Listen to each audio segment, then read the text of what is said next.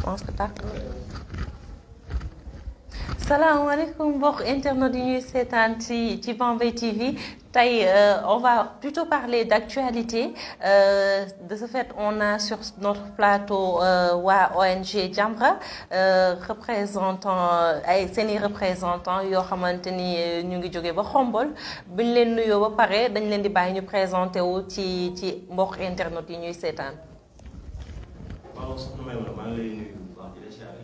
di nuyu téléspectateurs yi ñuy seetaan à travers Bambey TV. di wax ni fierté bi tey ñu ñëw ci Bambey TV partager bi ak suñu frère. moom Lamine Mboup nekk le coordinateur de l'ONG Jamra à Bambey. xam ni man mii aussi man maa ñëwoon installé ko à Bambey ça fait presque 1 an.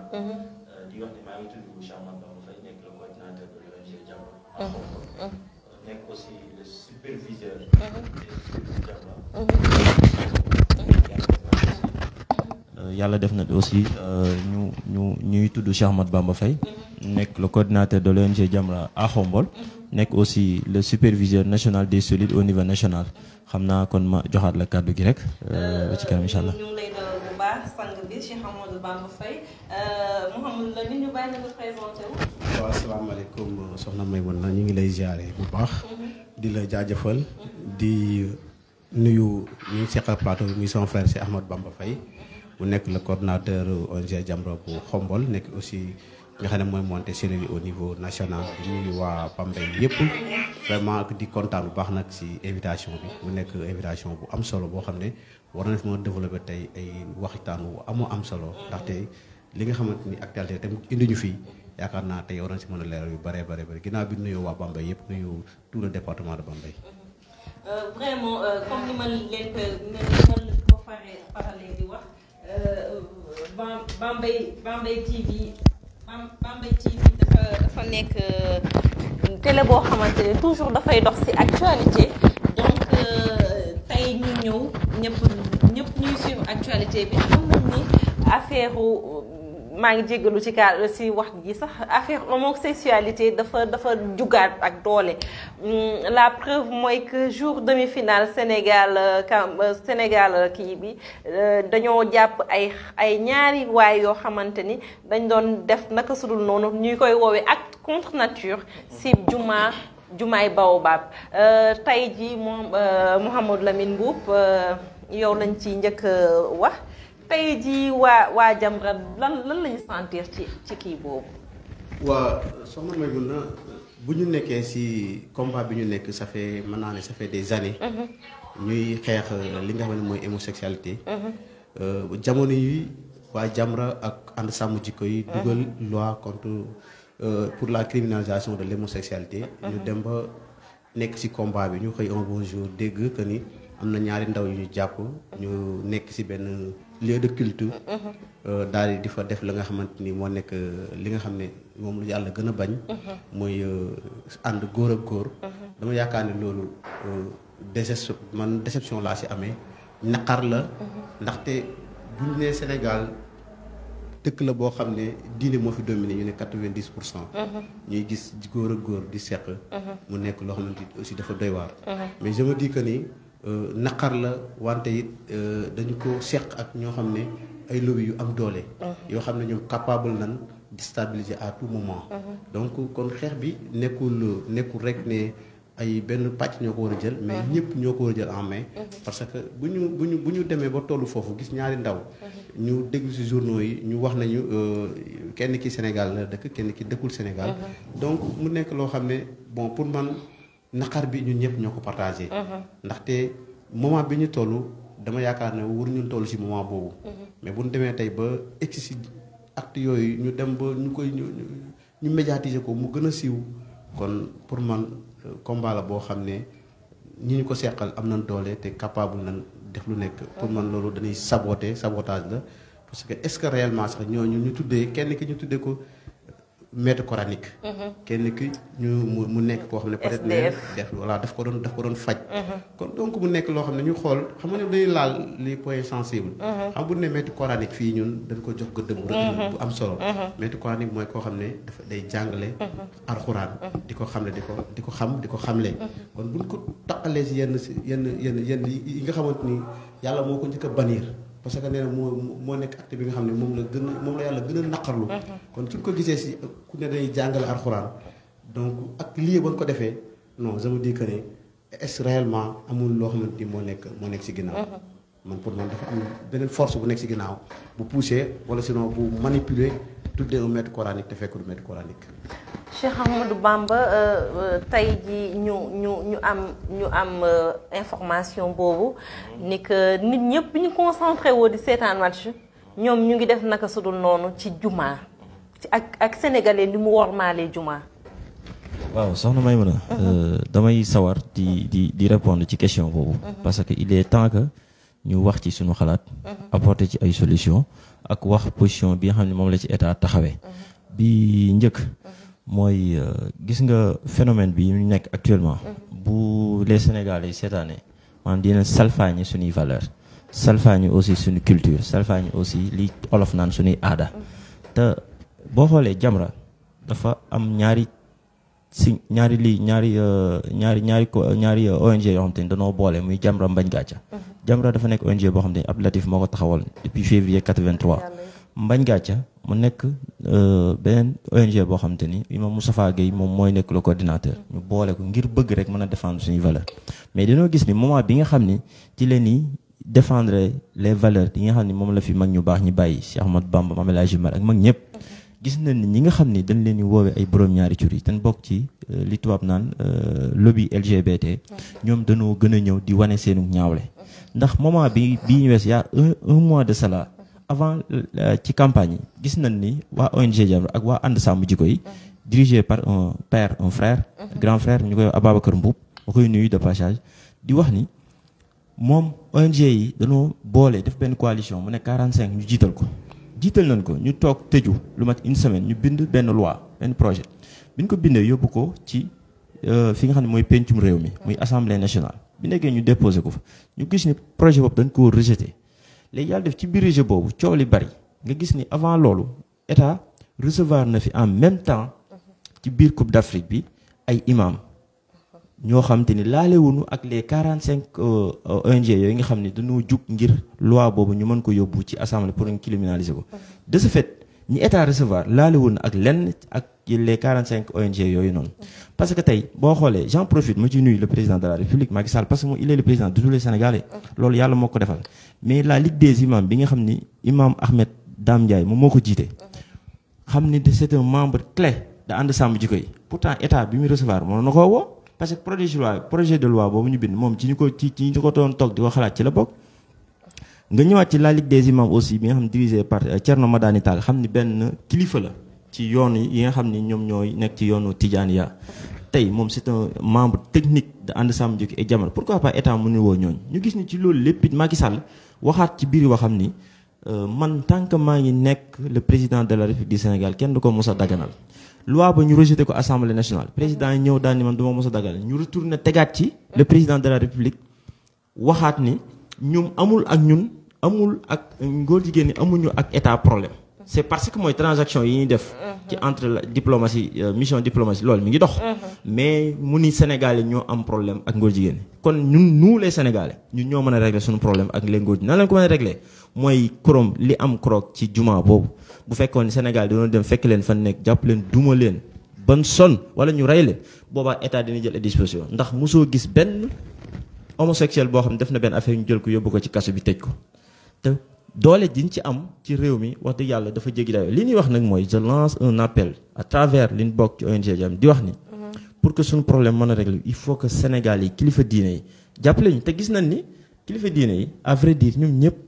ci pétition bi ñu doon def Ababacar mu def am nañ 109 yoo xam te ne ay xalif généraux yi nekk fii ci à l'intérieur du pays signé nañ mais ñu gis ci biir signature yooyu yëpp it aussi benn kilifa diine ñu koy woowee kilifa diine c'est vrai que du ma mën a tudd trop Ahmed Khalifa Niass mu gis ni mu ñëw contrat loolu ni Sëñ Mountakha signé wul loolu dafay mel ni ñun suñu problème ñun suñu biir la mais nekkul ñun ak état léegi nag suñu problème boobu ñun ak suñu biir dañ koy régler suñu paree nag doog a mën a régler suñu problème ak état foofu may wax ni les Sénégalais il est temps que ñu jug li nga xam ne moom la fi mag ñu baax ñi lége ñu mën koo topp ni ñu koy toppee nag mooy faaw ñu jël suñuy disposition yu leer ci homosexualité ak ci franc-maçon ndax dafa toll foo xamante ni tey lu bari mi ngi raam di jëm si ñun xam naa ci kanam tuuti dinaa la joxaat kàddu gi parce que ci système éducation bi am na ci loo xamante ni mi ngi raam di ci jëm si te lépp ci ñoom ñaar la jógee mooy UNICEF ak UNESCO. kon soxna Maimouna ma joxaat la kàddu gi tuuti waaw. mooy mu doon lu ñu ñaawlu loo xamante ni dañ koy xeex ba à notre dernier souffle soxna Maimouna mu ngi door a jël parti mais loo xamante ni la kuy nit bu am valeur kuy nit ku gëm li nga gëm muy diine boo mënti nekk danga koy ñaawlu ñu ñëw ci diggante diggante Jamra ak président de la République ñu gis ni ba tey président de la République dafa mel ni jëlagul décision pour interdire ko carrément ci biir Sénégal. waaw xam nga soxna Maimouna le président il est excellent. li tax may wax loolu dafa toog mu def benn snap bu njëkk. moom benn soxna ci palais. mu ne ko tant que maa ngi nekk ci boppu réew mi. ay olof yu leer la wax. tant que maa ngi nekk ci boppu réew mi du ma mos a daganal borom ñaari tur yi. loolu français yi xamuñu le président di wax. mais su fekkoon doo ko wax ci français. ko dina xam mais gis na ni président Obama ñëw na fi gis na ni ministre canadien bi ñëw na fi gis na ni ministre belge bi ñëw na fi yooyu yëpp ñëw na fi mais dama jàpp ni askan wi ñoo fi teg président. parce que ñu ñoo jël suñu carte votel ko suñu demee ba am lu askan wi bëggaat waroon nañu koo delloowaat. ni mu ñu koy delloo mu xool li askan wi bëgg mu def ko te bañ cee xool intérêt état. xool intérêt askan wi moo gën. beneen bi nga xam ni foofu laa mën a waxee mooy gis nga ONG Jamra ak état Jamra dafa am accord ak état bu yàgg. mais nag état dafa dem ba ci biir accord boobu nag mu isolé mu daw ko nga gis ni état dem na ba ci pouvoiru président Abdoulaye Wade am na ay récépissés yoo xam te ni état joxe woon na ko. ci ngóor jigéen ñoom dañ doon envoyé email seen ministre de l'intérieur pour ñu valider leen seen lii seen récépissés yi yàlla def ñu juum envoyé ko Mame Makhtar Gueye ci nguurug le président Macky Sall bi pareillement am na ci yeneen 5 récépissés yoo xam te ni jox nañ leen. te loolu lépp dafa wan ñoom ñi ngi gën a dooleel ngóor jigéen yi. di wax le président de la République Macky Sall ni ko gis nañ ni mu wax ni tant que mi ngi fii nekk du ko mos a joxe mais li ci am solo dëgg mooy.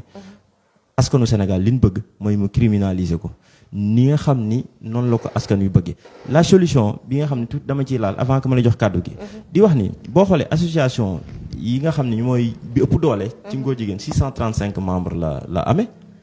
tey kooku nekkul association bu ndaw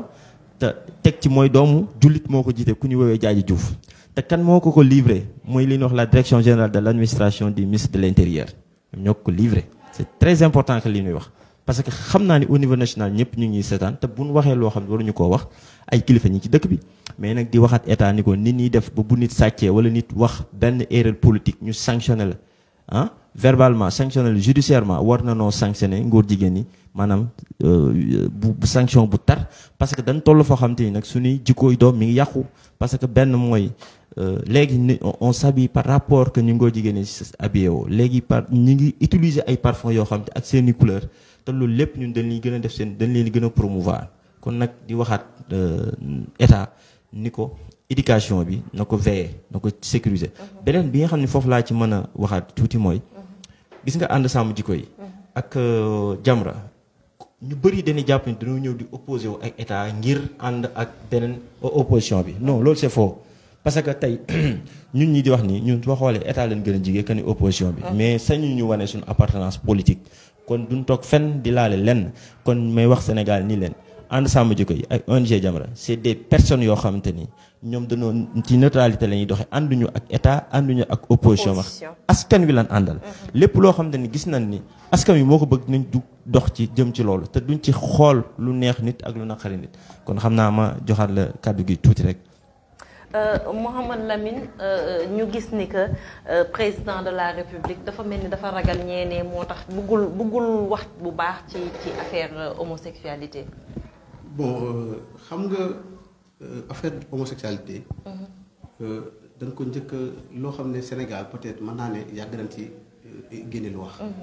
mais loi bi tuddul fenn góor jigéen. tuddul fenn góor jigéen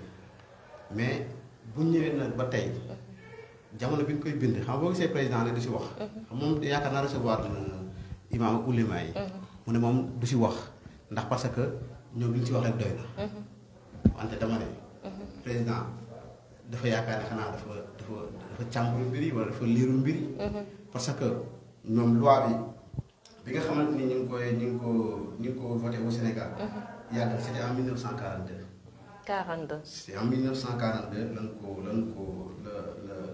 juin 1942 lan ko signé woon. yàgg na à ce que dañ ko condamné. dañ ko condamné mais Jamra ak ànd sàmm jikko yi waxuñu condamnation. ñu dañu wax mu criminaliser ko. ñun laaj ñu ko ay condamné ak ñoom sànq. ñu ko laaj mooy na ko criminaliser. mais vol dañ ko criminaliser. viol dañ ko criminaliser. mais pourquoi président mënut a criminaliser l'homosexualité foofu mooy problème bi. kon donc boo sa question bi dafay dem directement à ce que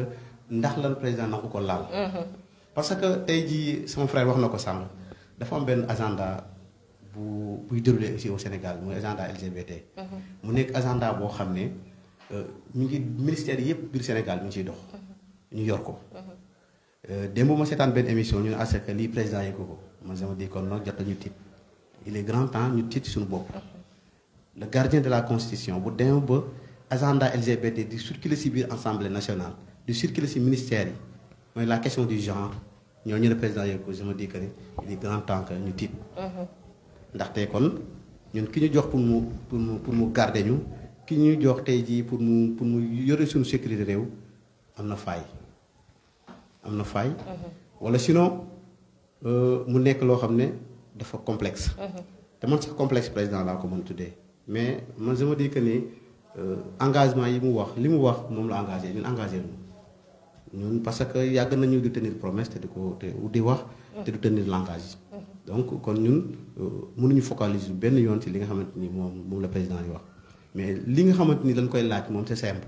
mooy à ce que mu criminaliser l'homosexualité mais moom mu toog keroog bi mu recevoir imam ak ulema yi. mu ne voilà donc du si ñëwati gars yi ko bëgg a politiser bëgg a jaxase xelu Sénégalais yi bëgg a jaxase Sénégalais yi ak waa ONG Jamra bëgg a jaxase Sénégalais yi ak waa ànd sàmm jikko yi. te loolu moom moo toog France 24 daal di ne ñoom ñu ngi ci seen liberté. amuñu benn problème au Sénégal. kon kay cela veut dire que ça existe. ñu au temps de Aly Ngouille Ndiaye mu nekkoon fii comme ministre de l'intérieur moom ku ne gis na ci taxawaayam bi mu ci amoon li nga xamante ni moo fi amoon ñu jébbal ko ba léegi mënuñu fexe ba signé ko kon cela veut dire mu am na loo xam ne am na benn force bu nekk ci ginnaaw te force boobu du dara lu lobby homosexuel lesbianisme ak LGBT bi nga xam ne ñu am doole am xaalis ñoo ko yore te dañ ne Sénégal ñoom jël nañ déjà seen wàll ci nag bi ils ont déjà pris ci financement yi nga xamante ni lobby LGBT joxe na ko wax ji ma xalan la dañuy jël xaalis ba pare mais olof Ndiaye ne sàcc ndënd yomb na mais foo ko tëggee mooy problème. ba tax jamono yi ci ginnaaw ñu def benn cérémonie fële ñu def benn cérémonie Saly. voilà. en 2008 c'était en 2008. en 2008 di waxtaanee le genre. xam nga genre dafa nekk loo xamante ni dafa large kenn mënu ko définir man dama ne genre lan lay def ci suñu ministère yi te ministère boo dem. tegal sa baaraam foofu Mouhamadou Lamine maa ngi jéggalu nag mais dinañ ci ñëwaat parce que da nga laal foo xamante ni foog ma dellu si waat si léegi ñu ñëw ci crédibilité ci imam yi. gis nañ ni que daa mel ni Macky Sall mu ngi leen di discréditer maa ngi jéggalu nag mais daa mel ni. waaw mais non. daa mel ni Macky Sall da leen di discréditer vis-à-vis de ce contexte là ci li jëm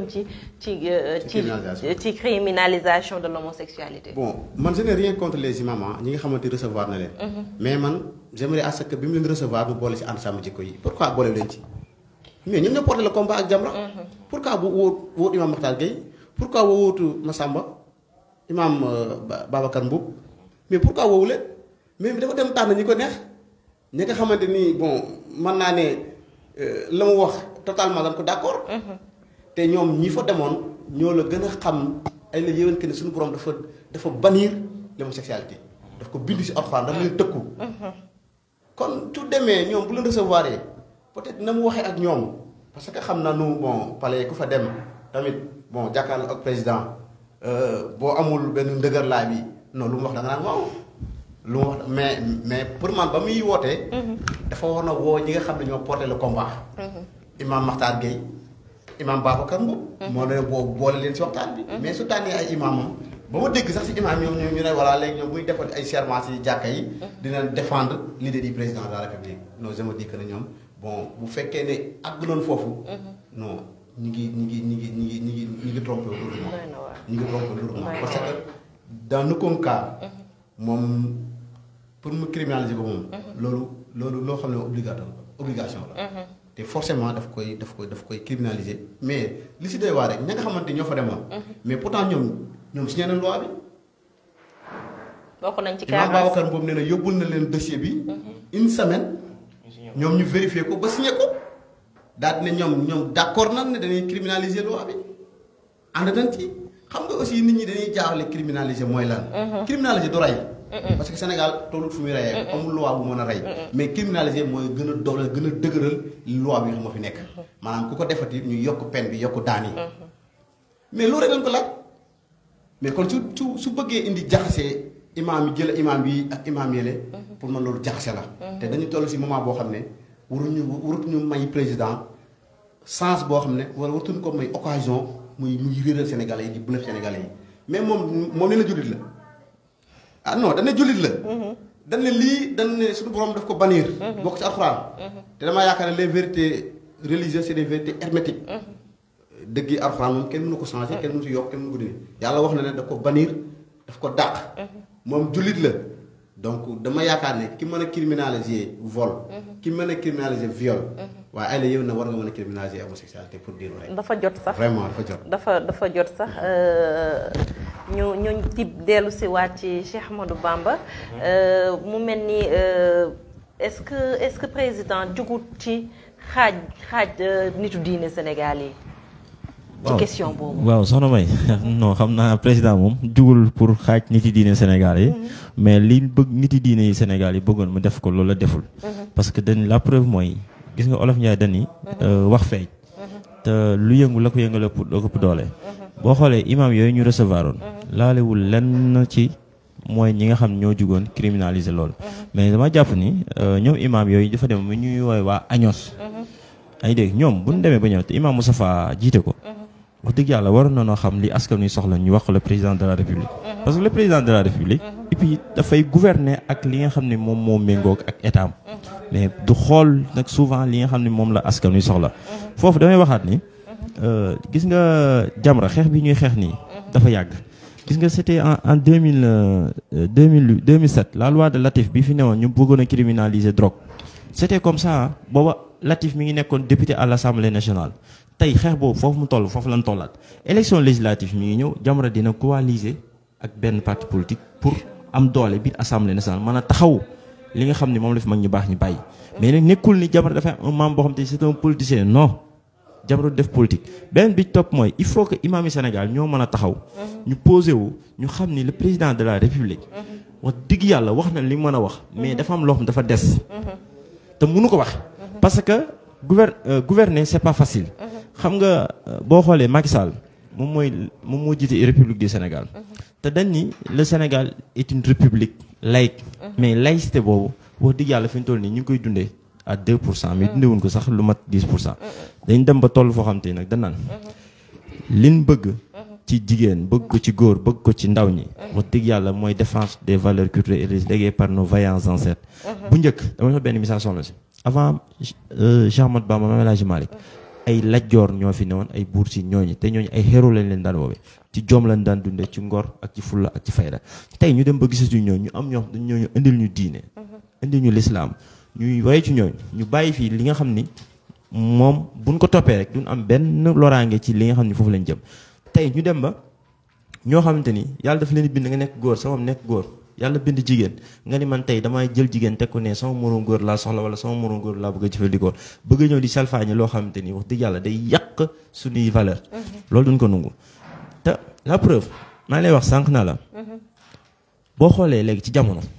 nga baal ma ñi ëpp ñuy jëfandikoo tey drogue ak ñuy jëfandikoo LGBT ay jigéen la nga baal ma ndax li tax may wax loolu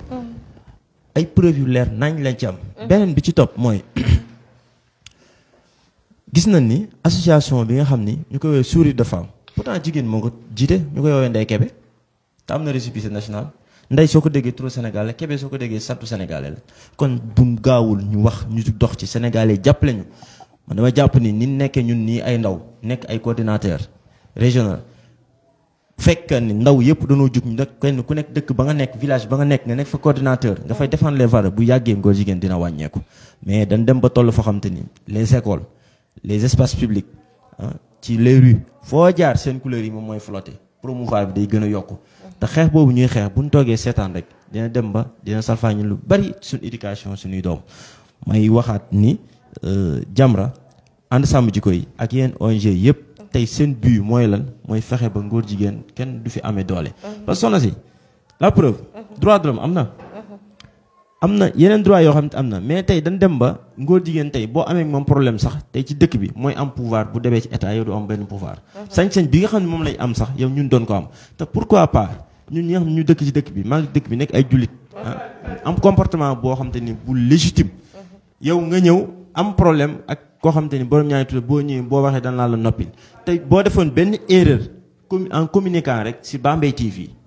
moo defoon benn erreur jëmale ko ci le président de la République dès demain wala la nuit dañ ma taxañ patame yóbbu ma denc ma mais pourquoi pas tey ñaar ñoo ñi xam ni ñoo nekkoon ci jumaa boobu pendant que le Sénégal du football xam ni xel yëpp mi ngi ci match Sénégal demi-finale bi ñoom ñu nekk foofu le pourquoi pas état mu leen jël leen directement jàpp leen yóbbu leen teg ay sanctions yu tar ci ñoom man loolu ma jaaxal mais c'est comme si dañuy ñaawle c'est comme si dafa am ñu nekk seen ginnaaw nekk ay doomi jullit di leen wax leen dem leen ci liggéey te affaire bi njëkkewul fii de ci Covid 19 bi moment boo xam te ni ñëwoon ci confinement ñëpp nekk ci am problème mu dund lan la ñuy dundee ñi am problème déplacement ñu dem ba ci la grande mosquée de Dakar xam ni mooy jumaa ji nga xam ni moom lañ woowee moom lañ daan woowee la grande mosquée de Dakar ñu dem ba foofu ci biir jumaa ji dugg ci biir jàkka ja ñaari góor di fa sëy te pourtant état sanctionné wu leen Jamra moo jug dox jëm ci loolu am na leen loo xam te ni ci biir semaine bii la amaat mooy ci benn cimetière bu nekk à Dakar ñu demaat ba ci biir cimetière di sëyaat foofu mais c'est comme si man dama jàpp ni ngóor jigéen dañuy ñaawle état di leen tàccu te loolu nag dafa nekk loo xam te ni buñ seetaanee dina indi ay erreurs yu mag a mag suñu éducation doom indi ko ci suñu culture te loolu baaxul may waxaat fi may terminer di wax les Sénégalais ni leen kenn ku nekk war ngaa nekk un membre de Jamra rek un membre de ànd sàmm jikko yi parce que Jamra mbañ gàcca damay joxe misaal bi li tax ñu naan Jamra mbañ gàcca gis nga bu njëkk boo mosaan dëkk dem ci comme dëkk bi ma dëkk muy ci lawunde fi mu juddoo boo mosaan dem ci village bi da ngay gis boo ñëwee ba ci buntu kër bi dañuy defar benn mur def benn à 1 mètre ñu def benn mur ci kanam loolu mooy mbañ gàcca loolu dafay permettre que yow mi romb ci buntu kër gi doo gis li ci ancienneté kër gi ki ci biir kër gi du gis li ci biti mais loolu lépp nag amatul xam nga amatul parce que les Sénégalais ont tendance à imiter les Occidentaux te loolu jariñu dara suñu culture suñu éducation suñu social ba ci sax léegi suñu comportement lépp sax ci ñun occidentaux lañu ko limité te loolu duñu jariñ dara kon di waxat le président de la République ni ko di ko ñaan parce que il est le président de tous les Sénégalais te it wax dëgg yàlla Macky Sall c'est vrai que dëgërul bopp à vrai dire parce que benn mooy le fait que mu recevoir imam yi am na foo xam te ni sax juum na fa mais nan ko nangul parce que moom mooy suñu kilifa yàlla moo ko fi teg mais ñu ngi koy ñaanaat à travers ma voix ma nekk Cheikh Ahmadou Bamba di ko wax ni ko le président de la République di ko ñaan di ko jaarale ci Bambey TV di ko wax ni ko ñu ngi lay ñaan li Sénégal yi bëgg nga defal ñu ko mooy nga criminaliser homosexualité nga fexe ba loi bi dem assemblée nationale ñu voté ko te Mame Makhtar da ci wax lu am solo fu may terminer def ni bépp député boo xam te ni bu ñu demee ba ci jour bi nga xam ci lañ ko bëgg criminaliser nga taxaw nga voté pour contre dinañ xaar élection yu ñëw den dem ba dëkk ba nga dëkk ñu ni bu leen voté kii parce que dafay dooleel ngóor jigéen foofu laa la mën a joxaat kàddu gi. dafa am benn commentaire bu am solo bu nekk ci Facebook bi par rapport à la loi Macky Sall a subi une pression énorme du peuple sénégalais et il a utilisé les imams comme bouclier mais génnewu aussi l'homosexualité doit être criminalisée au Sénégal de Khadim Lo ñu ngi rafetlu commentaire boobu Khadim ñu seetlu ni que dem nañ ba ñu ngi ci projet boo xamante ni xaw ma ndax dina sotteem déet dinañ dem ba dugal ko ci éducation nationale mooy foofu dama am lu ma bëggoon a laaral tuuti dama ko fàtte. C'est très important li may wax. gis nga Sénégalais yi ont besoin de visa. les Sénégalais li may wax dama koy répéter dañoo soxla visa. dañuy def solution bu ne pour am ko te mënuñu ko am. ambassadeur du Canada. dafa ubbi benn projet. mu ne képp koo xamante ni da nga nekk un Sénégalais bëgg a doon homosexuel sa dëkk di la sonal bindal projet ñëw ci sama ambassade boo ñëwee nga déposer ñu may la visa financé la yóbbu la Canada nga dem. li may wax nii nag j'ai des preuves te maa ngi ko jëlee ci Mame Makhtar Gueye mu wax ma ko te wax na ko ci ay télévision yu bari ma toog kon may waxaat Sénégalais nii nañu def attention bu baax ci projet yi nga xam ne moom la leen canadiens yi di teg parce que tey dañ ni boo bindee seen projet boo bindee sa projet nga yóbbu ko ci ñoom boo ñëwee li leen njëkk a wax ndax bëgg nga doon homosexuel boo nee waaw ñu valider accompagner la ci tey dañ dem ba créer li ñuy woowee ñu naan FCIL mooy fonds canadien d'initiative boo xam te ni toutes sortes de projets moo tax jigéen ñaa fa ëpp jigéen ñoo xam te ni ay doomi julli la nekk ñu leen ay lesbiennes te jàpp naa ni dëkk bi toll na foo xam te ni buñ seetaanee dina dem ba ambassadeurs yi ñi ñu woowee les missions diplomatie ñoom ñooy njëkk a yàq suñu dëkk parce que pression boobu tar boobu ci ñoom lay jógee di ñëw ci état te bu ñëwee ci état mënut leen lu di exécuter dem na ba ci léegi boo xoolee seen couleur yi mi ngi ci sport mi ngi ci éducation egg na ba ci léegi ay kaamil yoo xam te ni sax couverture kaamil yi sax léegi seen couleur yi moo ci nekk dara yi ñuy lal ci kër yi sax léegi seen couleur yi ñoo ciy nekk ngegenaa yi seen couleur yi ñoo ci nekk te loolu c'est à éviter lan moo mën dimbali mooy il faut que ñu def ci benn campagne de sensibilisation wane ni ñun coordinateurs yi ñu koy taxawal jàppagu ndat nag si ses lañ ko bëgg a defee wane ni ñun coordinateur dañoo bëgg a def benn sa campagne de sensibilisation wane ni lii mooy couleur LGBT noo ko ndaw ñu moytu egg na ba ci léegi tablette yi xale yi yore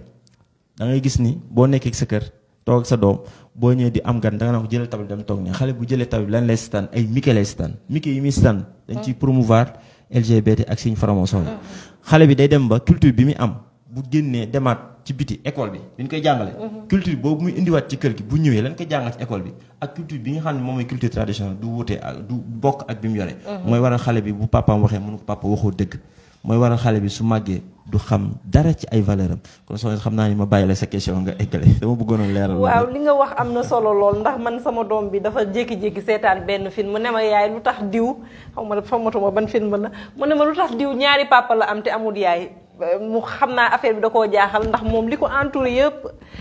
xale yi ko entouré yëpp papa ak yaay la ñu am moom seetaan na xale bi amul yaay ñaari papa la yore mu ñëw laaj ma ko ma ne ko film boobu bàyyi di ko seetaan damaa fexe sax chaîne boobu ma génnee ko ci sama kii pour mu bañati koo am sax ba di ko seetaan tellement que li nga wax am na ma dellu si waat ci sama question man bu may wax si lii sax sama xol day jóg ndax en tant que mère xaw ma fu ñuy muccee ñu dellu si waat ci nee naa leen ñu ngi sentir genre bi ba ci éducation nationale ñu ngi bëgg jàngal loo xale yi waxi genre te ku wax waxi genre tey indi ngóor jigéen. waaw bon soxna Maïmouna xam nga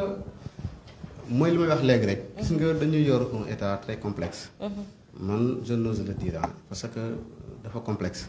parce que bu ñu ñëwee waa UNESCO bu ñu imposer livre yoo xamante ni dafa am question du genre dedans. là je me dis que ni bon bu fekkoon ne am nañ état boo xamante ni dëgër na. état islamique état bu dëgër bu wow. pour man waruñu bàyyi loolu mu jàll. parce que bon de quoi qu'on puisse dire le président de la république moo nekk le gardien de la constitution moom moo war a xam moo war a veiller si li nga xamante ni mooy jàng ak jàngale. parce que moom mooy jël ministre def ko ministre de l'éducation def ministre de la formation ainsi de suite ainsi de suite donc waroon nay veiller bu baax. si li nga xam ne mooy dugg si réew mi. mais bu ñu bàyyee tey ba UNESCO jël ay livres yoo xamante ni dañ ko dugal si njàng bi. ba xale yi ñu leen jàngal question du genre. man am na benn livre moo xam ne C2. mais ñi ngay jàngal bon amul sujet taw ñi ngay jàngal naan xale bi nan nga mën a utiliser sa bopp yow góor ak góor nan ngay mën a utiliser seen bopp ba def ba ànd accouplé wu. te du ngeen am te du ngeen am coono du ngeen am gaañante. cela veut dire loolu ñu gis ko am ay inspecteur d'école am ñi nga xamante ni seen xam-xam màcc na si wàllu livre ñu bàyyi ñu seetaan ba mu jàll. boobu doy de bi mujj. professeur d'anglais joxe texte yaa ngi dégg texte bi lépp ci homosexualité lay wax non dama ne kon dañu nekk si tey ci jamono boo xam ne boo ñu ñëpp ñoo war a ragal tey képp kuy kilifa yar njaboot war nga tiit man nag dama ne xeex bi du dañuy porté wu rek jàkkaarloo ak état tey peuple bi yëpp ñoo war a takku éducation de base bi daf ci am solo. gis nga xale yi fale ñu yar leen ci bi ñu nekkee ndaw. bu ñu parce que tey suba ma waxtaan ak benn vieux moo ko ne xale yi fi ñuy commencé ñàkk seen i valeur mooy à ce que bi nekkee xale booy sànq xale bi yaa ngi dégg da nga koy def tuuti mu romb xale yi dem romb nit ñi loolu day commencé kersa. da nga commencé di ko ñëw damuti kersa. ak dignité xale bi doon ko amati mu commencé di màgg bon ñu di sol ay sol yoo xam ne. bu dee jigéen la yaay yi ñooy dem jël ay jupe yu gën a gàtt sol xale yi voilà góor ñi bon maanaam jàngalatul leen lan moo war a nekk seen i valeur te Sénégal dafa nekk pays boo xam ne ay valeur moo ko fondé fii dañ ne fii Maodo ñu ne Bamba ñu ne El Hadji Malick ñu ne Cheikh Bou Kounta Sëñ Ndiassane ñu ne Baye Niass ñu ne Seydina Limamou ñooñu nekk ay kilifa yoo xam ne dañu incarné woon ay valeur cardinal tey sa Sénégal tey bu ñu demee tey ba ñu egsi fii ñu egsi ñooñu da ci joué part bu am solo kon donc ñoom loolu ñu bàyyil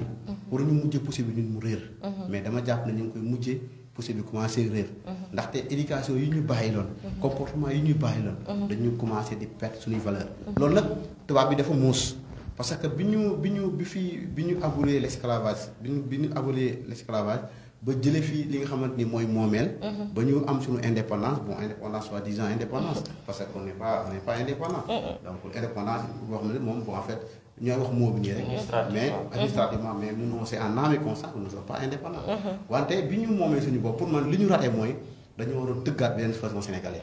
ba dañoo tëggaat beneen jàngalin mais bu ñu bàyyee tey ñu li ñuy jàngal ñun Karl Marx la ñuy jàngal Hegel la ñuy jàngal Victor Hugo la ñuy jàngal Léon Damas la ñuy jàngal ñoo jàngaluñu les valeurs yi nga xamante ni africaines mais tey bu ñu jàngaloon Cheikh Ahmad Bamba bu ñu jàngaloon Seydina Limamou bu ñu jàngal El Hadji Malick Sy bu ñu jàngaloon Cheikh Anta Diop le grand penseur Cheikh Anta Diop mais bu ñu jàngaloon ñooñu kon tey du ñu egsi bay wax fii problème mu genre ñu ngi koy dugal ko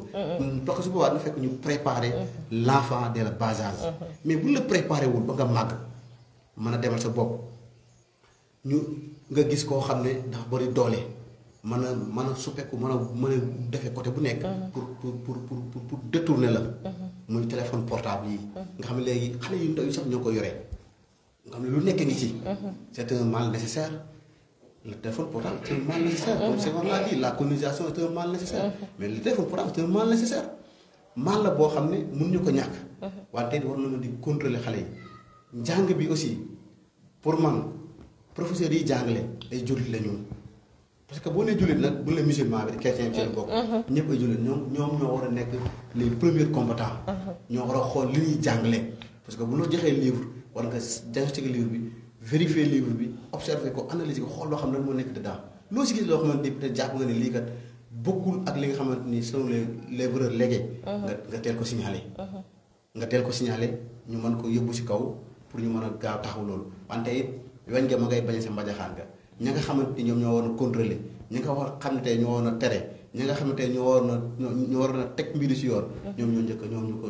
njëkk a jàdd góos ñoo njëkk a ànd ak ñi nga xamante ne ñoo fas yéene te dara ñoru leen lu ñu def tey ba dindi comportement sénégalais ñu fexe ba dindi gëm-gëmu sénégalais ñu fexe ba dindi ba salfaañe l'islam parce que gis na Sénégal am na benn cohérence bu ñu am na benn soudé bu ñu am tey ji occidentaux yi seen pexe yëpp mooy nuy def ba déstabiliser parce que loolu dafa commencé sax di law si les pays africains da ngay jël tey les pays voisinage jox na tey ñu ngi commencé ngay dégg ay coup d'état de gauche à droite donc ñoom ñoo la exploitation boobu dafa dem ba sax ci mag ñi sax ba ci ñi yor état yi sax dañuy commencé yéeg seen kaw nooteel boobu dafa jëm ba nga xamante ni sax yematu sax si njàngale mi dafa commencé ba dem sax si côté administratif ba dem sax si côté gouvernement dem si côté état mu nekk ay exploitation yoo xamante ni ñu jiite ñoom xam nañu en âme et conscience mais peut-être ils n'ont pas les moyens pour faire face mais bu ñu bëggoon faire face dañuy sukkandiku ci diine ak ci l'islam pour man bu ñu sukkandikoon Cheikh Ahmadou Bamba ñu seetlu ni que ci njàng mi suñuy wayjur ba tey ñi jàng école française dañoo jàng jigéen il lañ koy wax góor il lañ koy wax dem nañ ba leenañ léegi dañuy bàyyi il bi ak el bi tellement que dañoo bëgg farataal lu seen lu bon nee nañ léegi iyel la ñuy wax. waaw soxna Maymuna foofu damay wax ni le fait que ñu indi moo genre. dafa indi genre bu njëkk dana wax naan ndax masculin la wala singulier la mais ñoom genre bi ñu indi. dafa am genre boo xam te ni maanaam dañuy jiixi jaaxa ci xelu nit ki. bala nga xam loolu nga génn dem à l'extérieur. dama fi génn yaakaar naa ci 2020 bi ma dem ci benn pays bu sori ci dëkku naar yi. mais bi ñu wàccee ci aéroport bi. duñ la laaj naa la yow yaay kan dana la genre. maanaam genre ban genre nga. bu la neexee nga ni man je suis homosexuel wala nga je suis un homme je suis un garçon wala je suis une fille ça dépend de vous. ci laa déggee ni bu la neexee góor man nga ni ko elle. ma ne ko ndax lan mu ni ma c'est parce que yow vous êtes une personne. te boo ko xoolee en français la personne. c'est elle c'est elle c'est féminité bi day ñëw quoi. léegi nag loolu lépp li koy waral mooy UNESCO Nations Unies dafa nekk ay partenaires ak UNICEF ma laal foofu tuuti. parce que foofu ku ci bëgg a laal doo ragal da ngay xam li ngay wax nag. Nations Unies moom ay partenaires la ñaari bànqaas yoo xam te muy UNESCO ak UNICEF dañoo léew directement ci Nations Unies. kii moo yore éducation kii yore social. UNESCO moom moo ji lépp loo xam dafa bokk ci wàllum aada. UNICEF ñëw ci éducation mu yore ko. te tey ñu ngi ñuy pousser boo gisee ñoom bu ñëwee ci pays africains yi dañuy def li tubaab naan une analyse situationnelle. dañuy dem ci les autorités coutumières. dem ci les autorités religieuses dem ci les chefs de village. dem ci autorité administrative bu ñëwee dañuy xool dañuy teg benn fefam bu ñuy benn lii bu ñuy woowee fefam mooy dañ naan quelles sont les opportunités les avantages et les opportunités qu'ils s'offrent lan lañ mën a def dañuy teg seen stratégie bi ñuy teg dañ naan ci éducation nii la ñuy def moo waral nag ñu naan la santé sexuelle et reproductive aux adolescents maanaam ndaw ñi dañuy fexe ba dañuy dem ci ñoom ñun li nga xam la leen bëgg a def benn continuité lay doon suñuy doom ëllëg ñoo jël relève mën ko yeggal ba fii ak 40 ans ñoom système bi ñu bëgg a instauré ci suñu éducation bi dañ ko ci dugal te dina jàll parce que am na enseignants yoo xam te ñi ngi sàcc ndànk di jàngale système éducation sexuelle bi te loolu baaxul mooy ndaw ñi nga xam dañoo am 10 ans ba jëm ci kaw 18 ans la preuve dama lay jox benn exemple bu ndaw rek bu njëkk da nga daan gis jigéen su demee ba toll ci gis mbaax yaayam la koy wax bu ñëwee Moussa wax yaayam la ko yaay ji wax bis bu la góor tegee loxo rek nga ëmb loolu amatul xam lan moo tax amatul système éducation bi bu njëkkit da nga daan gis jigéen nga baal ma boo musaana am nga nekk borom kër am ñeenti soxna ci kër gi borom kër gi war a ay tey ci ku naan benn soxna mu naan xadi mu war a dem ci xadi mais xadi bu sentiré ni tey dafa gis boppam du ko wax de ay doom duñ ko xam day jël benn lu mel ni benn morceau wala benn lam mu takk ko borom këram su ko gisee day xam ne kii tey am na lu ko dal day daal dem ci beneen soxna bi mais loolu amatul parce que xam nga dafa amatul mooy léegi da ngay ànd ak sa doom nga dem ca supermarché ba nga dem ñu jaay leen mu service d'hygiénique sa doom te yaay lii lan la qu'est-ce que ça sert nga ni ko c'est le service d'hygiénique mu dem jël tablette bi xam da nga am habitude di ko jox bu ñëwee jël tablette manipuler tapé service d'hygiénique daal di gis définition bi ni voilà kon maman bi li muy utiliser lii la man j'ai vu une femme mu ñëw ànd ak doom jënd ba pare yaa dem ba këram di utiliser service d'hygiénique bi xale bi gis ko xale bi moom it di jàng si xëy jaar ci supermarché bi jaay leen ma serviette ñu jaay ko mu taxaw ci biir supermarché bi di ko utiliser xale bu ndaw la te amagul sax 8 ans kon waajur yi ñooy responsable bi nga xam ne moom moo jógee ci kaw ñëw ci ñoom fenn fi nga xam ne foofu laa lay terminer le tuuti da ngay gis ni am na loo xam da nga ko daan dégg mais daaw ko gis léegi nag ci série audiovisuelle yi ci la ñuy agressé verbalement sexuellement la preuve mooy da nga daan gis seetaan benn série bu naan góorgóorlu bàyyi li da daan sonn mais dafa dem ba Sénégal heure bu musaana jot da nga daan daw dem RTS toog di ko xaar ndax lan parce que bàyyi li tey dafay sonn kërti kër nan lay def pour am dépense bu mu jox soxna si te bu ñëwee di ko def soxna nga gis ni jaay jógee ci village bu ñëw récupérer dépense dem yoonam nga gis ni coono boobu daan nekk ak série yooyu ni nga ko daan sànni di am benn contentement sa bopp ak fierté bi nga xam ne maanaam nit ngóor a gi mi am bu liggéey ñëw léegi nag série yi dangay gis ci benn série ma terminé foofu mooy bi ne woo infidèle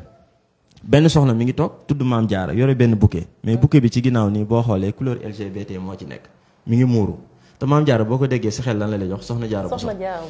beneen bi mooy ku góor ki nga xam ne moom moo ñëw ñu koy benn mécanicien la Rijal la tudd mi ngi jël ay lox takk benn njël nii Rijal soo ko déggee sa xel lan la lay jox Maam Cheikh Ibrahima Fall tey nga gis ñu jël ñaari tur yooyu di ko utiliser nga gisaat ni ci fii ma lay wax nii sànq association bi nga xam ne Jamil Bangoura moo ko jiite turu Jamil boo ko déggee lan la lay jox Maam El Hadji Malick wax dëgg yàlla loolu dafay ñaaw kon dañuy wan ni nit ñi dañuy utiliser turu mag ñu baax ñi pour diñ ci ñaawal mais c'est à nous nag ñu régler suñu problème interne ak ñoom loolu nag foofu dañuy waxaat ni da nga daan dund ba am 40 ans doo xam sax mbaaxu jigéen nu mu mel léegi nag lan moo am da ngay gis ni ci série infidèle ndaw si ànd ak copain ñu dugg ci oto bi ñu war a dem seen kër pour am benn intimité mu daw ba ci àgg mu ne ko doo may coton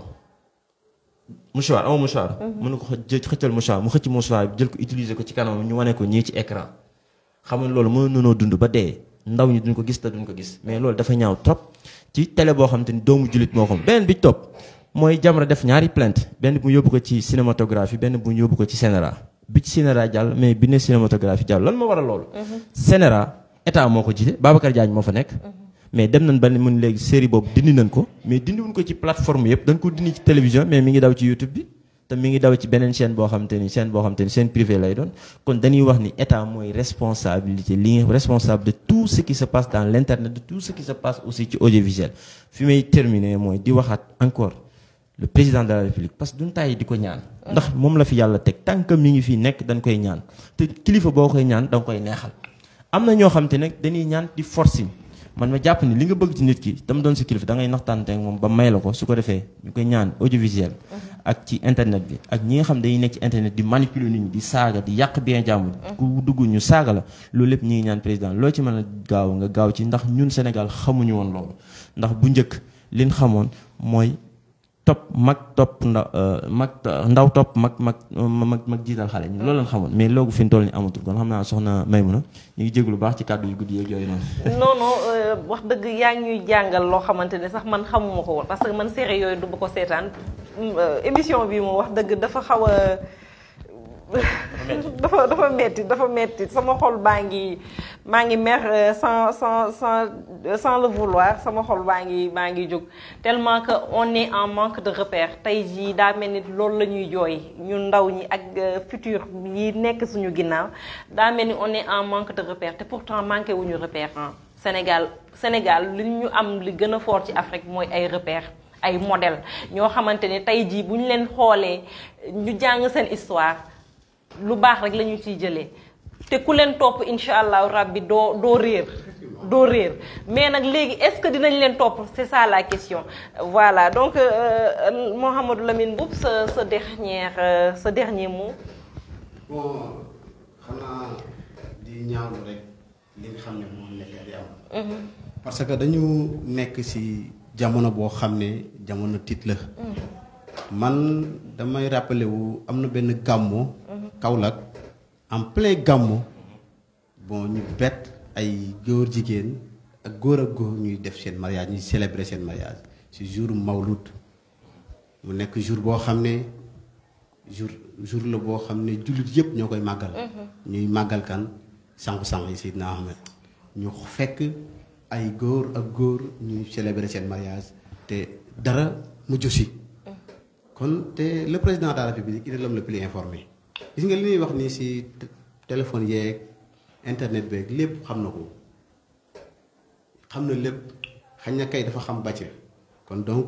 ñu ngi koy alerter di ko ñaan à ce que lii nga xamante ni moom la ànd sàmm jikko yi ak waa Jamra bëgg muy ñu criminaliser l'homosexualité bu bëggee jàmm laa mën a wax walla mu bëgg dal am ci réew mi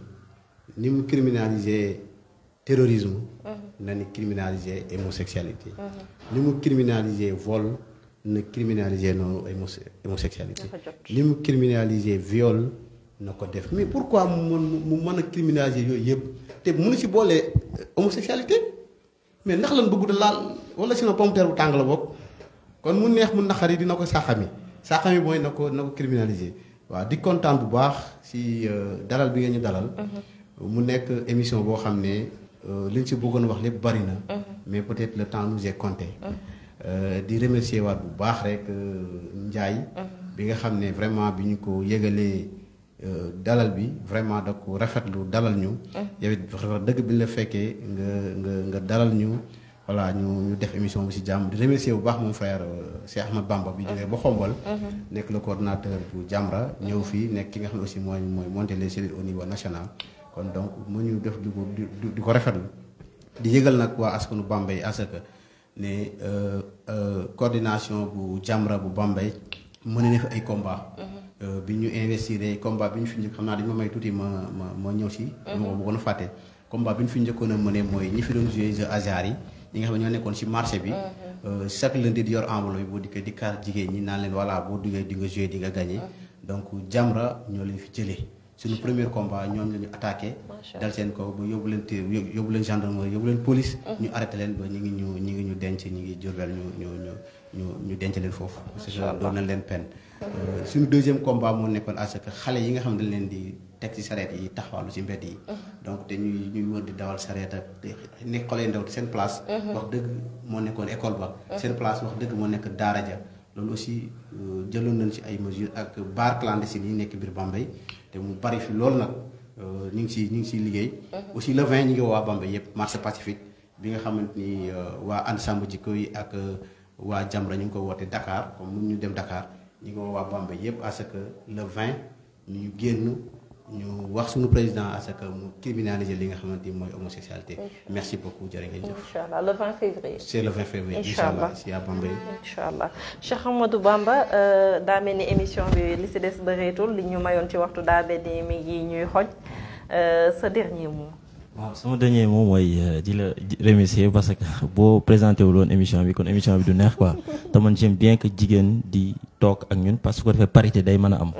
ndax bu fekkee ñëpp ay góor rek du neex quoi Mamadou Lamine le coordinateur de Jamra bu Bambey maa ngi koy saluer bu baax. c'est un frère généreux actif passif. te il est gentil il est comme ça quoi naturellement man nag bon fu ma jëm wax dëgg yàlla dafa am ñoo xam te ni dañ may topp moom Mamadou Lamine xam na li may wax. mais dinañ def le tout. ba am nañ ay ñaari partenaires yoo xam te ni fu ñu jëm ñun dañuy topp nañ def le tout ba indi leen ci njaay wala ñu fexe ba ñoo njaay ñu mettre leen en rapport ñu mën a wax directement su ko defee à travers Bambey TV parce que man fi ma dëkk média boobu di dox moo ma gënal média yi nekk à Dakar di dox kon dañ ni bay sa wew tànk kon njaay dinañ fexe ba incha allah collaboration boobu maanaam Mamadou Lamine xam ne li may wax maa ngi nuyu nag sama directeur ndax man maa ngi liggéey ci université bu Bambey fa laay liggéeyee moom xam na li may wax baax a baax muy Moustapha Gueye bu Crous bu Bambey depuis Diourbel maa ngi koy nuyu di nuyu soxnaam Fadjane di nuyu waa Bambey yëpp ak waa Diourbel yëpp ak ñi nga xam ne man ak ñoom ñoo bokkandoo nekkandoo fële ca Ngunjaan di nuyu sama benn sister boo xam te ni wax dëgg yàlla daf may habillé yu bari lunettes yi may takk nii sax muy Ami Diallo nekk depuis États-Unis moo ma ko jox wax dëgg yàlla maa ngi koy nuyu bu baax di nuyu maam Khadim depuis États-Unis encore di wax ni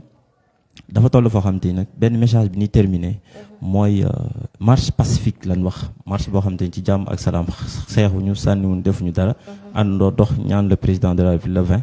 mu ñëw jëlaat projet de loi bi yóbbuwaat ko assemblée ñu valider ko ñu mën a criminaliser homosexualité kon di ñaan kër gi di Bambey TV buñ fi ñëwaat yàlla na nekk télé bu gën a yaatu yàlla na nekk loo xamante ni lu gën a yaatu di leen wax it am nañ benn programme bu mag boo xamante ni muy suñu village natal fexe naa ba collaborer ak waa Refane TV Bambey TV moom dese woon te marketing boobu man maa koy ndax chaque année ñun Touba TV la ñuy jël te it dañ ni bay sa weewu tànk dañ jël ay 350 000 di ko fay Touba TV benn caméra la fa indi ak benn projection léegi nag ñun dinañ fexe ba médias yi nga xam ñoo nekk ci département bi ñun ñu collaborer ak ñoom du jaaree ci ñuy dem Touba TV te loolu le 12 mars la am incha allah kon monsieur Ndiaye loolu xam naa dinañ ci waxtaanat après incha allah jërë ngeen jëf soxna yàlla na yàlla def jàmm ci dëkk bi jërë ngeen jëf. ngeen ñaanal ñu yàlla sàmmal ñu njaboot gi ndax fu mu toll nii man daal li ma fi jëlee daal sama xel dalul dara parce que de plus en plus am na ay lobby yi fi am doole te wax dëgg Sénégal waruñoo bàyyi loolu jàll. Sénégal dañoo war a ànd sàmm jikko yi ànd sàmm jikko yi du projet sëñ Khadim du projet Mouhamadou Lamine projet ñëpp la projet sénégalais bu bëgg lu baax bu ne la projet yaay bu ne la projet papa bu ne la te defe naa ni tey ji Sénégal ku nekkul yaay doon nga papa wala doon nijaay wala doon bàjjenu benn xale boo xamante ni bëggoo mu dugg si lu bon loolu si lu ñaaw loolu tey jii wax dëgg may mun a xolam jeex na tàq yàlla xam na ni sama xol baa ngi metti tellement que li ma fi jëlee ci jàngat ci sama ñaari invité yi déception bu rëy laa ci am parce que xaw ma ni woon egg nañ ci niveau boobu ay sénégalaises bon temps di nekk ay marraines comme entre guillemets ay marraines lobbying homosexuel lu décevant la lu ñaaw la mais bon li ñu joxoon ci waxtu jeex na incha allah dinañ amaat yeneen plateau incha allah ak waa Jamra on l'espère bien comme ça waa Bambey profite aussi xamaale lu bëri jàngaale lu bëri macha allah tout est possible sur Bambey TV nous vous remercions. ñu ngi nuyu cellule bu Jamra bu Bambey yëpp nag.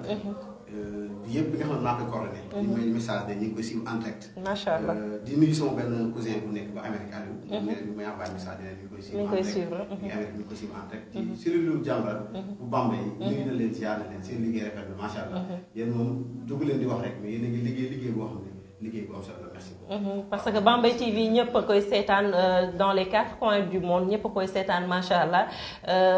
ñu ngi nuyu sa cousin boobu ngay wax ñu ngi nuyu ñëpp ñu ñuy seetaan à travers le monde ñu ngi leen di ne nag na ngeen abonné wu parce que gis ngeen ni wax dëgg Bambey TV mi ngi ci avancement bu macha allah boo xamante ni mi ngi ci yoon bi le meilleur reste à venir encore nous vous remercions ñu sant di gërëm ñëpp ñu doon seetaan di leen jox dig daje ci beneen émission incha allah ak yeneen invité merci beaucoup.